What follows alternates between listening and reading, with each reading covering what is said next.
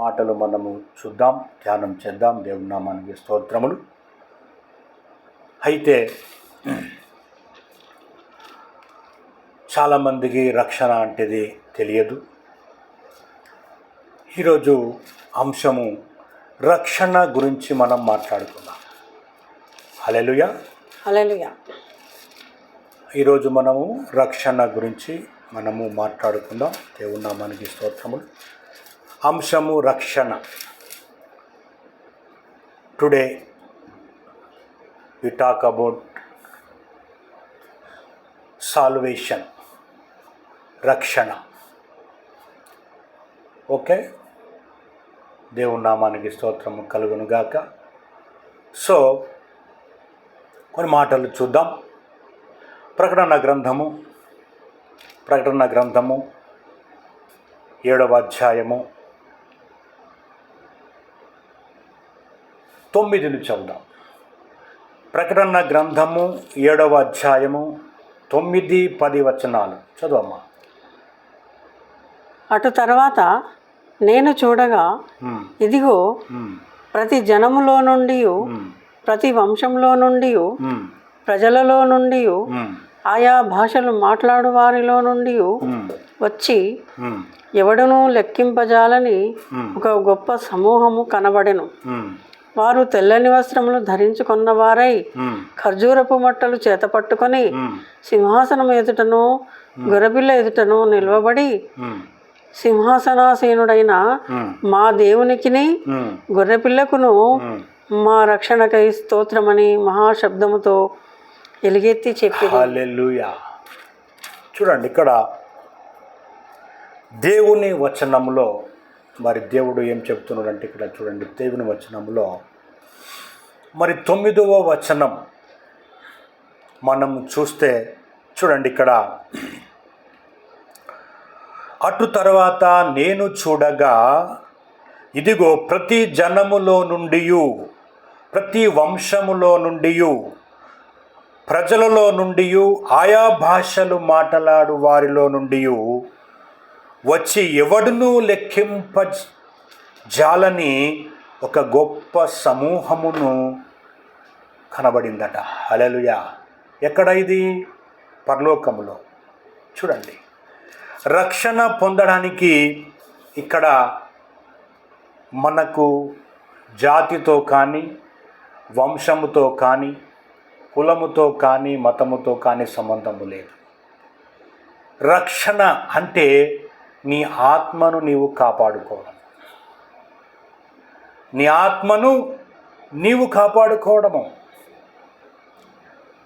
శరీరములో ఆత్మ లేకపోతే శరీరము ఎలాగ నిష్ప్రయోజనమో, ఆత్మకు కూడా రక్షణ లేకపోతే ఆత్మ కూడా నిష్ప్రయోజనమైపోతుంది. ఆత్మ ఎటు పోతుందో తెలియదు ప్రజలకి. కాబట్టి రక్షణ అనేది ఎంతో అవసరం. ఎంతో అవసరం. దేవుడు మరి తన ఆత్మను మనకిచ్చి, శరీరాన్ని ఇచ్చి, రూపాన్ని ఇచ్చి, మరి తన స్వరూపములో మానవుని తయారు చేసుకొని, మరి ఈ మానవుని కొరకు ఆయన ఈ లోకానికి వచ్చి సిలువలో ప్రాణము పెట్టి తిరిగి లేచినటువంటి గొప్ప దేవుడు యేసయ్య. ఎందుకు? మనల్ని రక్షించటానికి ఆయన ఈ లోకానికి వచ్చి ఉన్నాడు. ఇది మనము తెలుసుకోవాలి. చూడండి, పరలోకములో మరి 9వ వచనం చూస్తే, ప్రతి జనములో నుండి అట.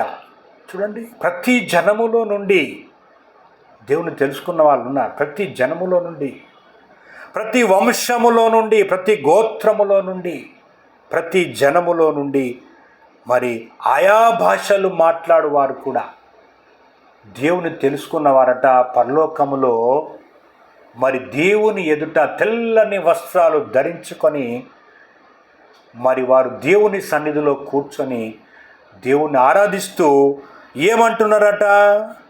చూడండి, 10వ వచనములో చూస్తే, మరి వారు తెల్లని వస్త్రములు ధరించుకున్న వారై ఖర్జూర మట్టలు చేత పట్టుకొని సింహాసనం ఎదుట, ఏ సింహాసనం ఎదుట? దేవుని సింహాసనము ఎదుట గొర్రెపిల్ల ఎదుటను నిలవబడి, సింహాసనాసీనుడైన మా దేవునికిని గొర్రెపిల్లకును మా రక్షణకై స్తోత్రము చెల్లిస్తున్నామట. హల్లెలూయా. హల్లెలూయా. ఎవరి రక్షణకై? మా రక్షణకై. హల్లెలూయా. చూడండి, మన రక్షణ కొరకు యేసు ప్రభు వారు ఒక గొర్రెపిల్ల వలె ఈ లోకానికి వచ్చిండు. హల్లెలూయా. సో రక్షణ అనేది చాలా ఇంపార్టెంట్, చాలా ప్రాముఖ్యమైనది రక్షణ. ఈ రక్షణలో మనము ఉంటేనే మన ఆత్మ మరి పరలోకములో దేవుని సన్నిధానంలో ఉంటుంది. రక్షణ మనము తెలుసుకోవాలా. రక్షణ ఏమిటి తెలుసుకోవాలా. రక్షణ ఎవరి ద్వారా వస్తుంది తెలుసుకోవాలా. ఈ రక్షణలో మనము నిలబడితే మరి ఇక్కడ భక్తులు రాసినట్టుగా మరి ఎంత చక్కని మాట అంటే చూడండి, 10వ వచనంలో చూస్తే ఎంత చక్కని మాట అంటే, గొర్రెపిల్ల ఎదుటను నిలబడి సింహాసనాసీనుడైన మా దేవునికి గొర్రెపిల్లకును మా రక్షణకై స్తోత్రమని మహాశబ్దముతో ఎలుగెత్తి చెప్పిరట. హల్లెలూయా. ఎవరి రక్షణ కొరకు? మన రక్షణ కొరకు. మన ప్రాణాన్ని మనమే కాపాడుకోవాలి, మన ఆత్మను మనమే కాపాడుకోవాలి. కాబట్టి రక్షణ మనము తెలుసుకోవాలా, ఈ రక్షణలో మనం ఉండాలా. మరి రక్షణ ఎలాగొస్తుంది? ఒక మాట చూద్దాం. రక్షణ ఎలాగొస్తుంది? రోమీలకు రాసిన పత్రిక 10వ అధ్యాయము 9వ వచనము చదవమ్మా. రోమీలకు రాసిన పత్రిక 10వ అధ్యాయము 9వ వచనము. అదేమనగా యేసు ప్రభువని నీ నోటితో ఒప్పుకొని దేవుడు మృతులలో నుండి ఆయనను లేపెనని నీ హృదయమందు విశ్వసించిన ఎడల నీవు రక్షింపబడదు. హల్లెలూయా. చూడండి, ఎలా రక్షింపబడదు అట? నోటితో. యేసు ప్రభు వారు ఆయన ప్రభు అని మనం నోటితో ఒప్పుకొని మన హృదయములో ఆయన అంగీకరిస్తే నీవు రక్షణలోకి ఉంటావట. హల్లెలూయా. చూడండి ఎంత సింపుల్ రక్షణ. రక్షణ ఎంత సింపుల్ ఉంది. యేసు ప్రభువును తెలుసుకోవడమే రక్షణ, యేసు ప్రభువును ధరించుకోవడమే రక్షణ, ఆయన హృదయములో నువ్వు ఉంచుకోవడమే రక్షణ. హల్లెలూయా. ఈ రక్షణ నిన్ను కాపాడుద్ది, నీ కుటుంబాన్ని కాపాడుద్ది, నీ ఆత్మను కాపాడుద్ది, నీ ప్రాంతాన్ని కాపాడుద్ది. హల్లెలూయా. కాబట్టి ఈ రక్షణ మనము తెలుసుకోవాలా. యేసు ప్రభువే రక్షకుడు, యేసు ప్రభువే రక్షకుడు. ఆయన మనందరి కొరకు ప్రాణం పెట్టి తిరిగి లేచినటువంటి దేవుడు ఆయన. కాబట్టి ఆయనే రక్షకుడు. ఈ రక్షణలో మనము నిలబడాలా. ఈ రక్షణలో మనము నిలబడాలా. ఈ రక్షణ చాలా గొప్పది. ఈ రక్షణ చాలా గొప్పది. దేవుని నామానికి స్తోత్రము కలుగును గాక. చూద్దాం, ఇంకొక మాట చూద్దాం. హెబ్రీయులకు రాసిన పత్రిక, ఈ రక్షణ ఎంత గొప్పది అనేది ఒక మాట చూద్దాం. దేవుని నామానికి స్తోత్రములు. హెబ్రీయులకు రాసిన పత్రిక 2వ అధ్యాయము చదవమ్మా 2 నుంచి. ఎందుకనగా దేవదూతల ద్వారా పలకబడిన వాక్యము స్థిరపరచబడినందున ప్రతి అతిక్రమమును అవిధేయతయు న్యాయమైన ప్రతిఫలము పొంది ఉండగా ఇంత గొప్ప రక్షణను మనము నిర్లక్ష్యము చేసిన ఎడల ఎలాగూ తప్పించుకుందాము. అట్టి రక్షణ ప్రభువు బోధించుట చేత ఆరంభమై దేవుడు తన చిత్తానుసారంగా క్రియల చేతను మహత్ కార్యముల చేతను నానా విధములైన అద్భుతముల చేతను వివిధములైన పరిశుద్ధాత్మ వరములను అనుగ్రహించుట చేతను వారితో కూడా సాక్ష్యమిచ్చుచుండగా వినిన వారి చేత మనకు దృఢపరచబడెను. హల్లెలూయా.